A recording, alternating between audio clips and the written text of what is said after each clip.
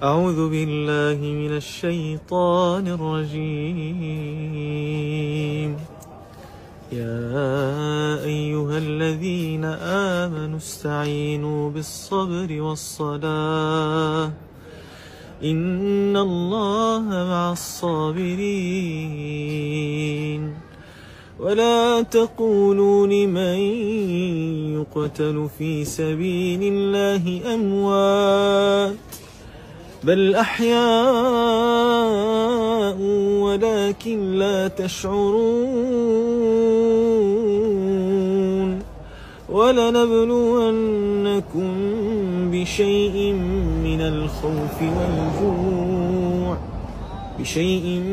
من الخوف والجوع ونقص من الأموال والأنفس والثمرات وبشر الصابرين الذين إذا أصابتهم مصيبة قالوا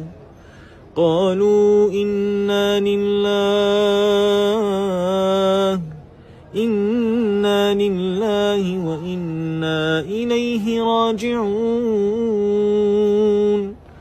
أولئك عليهم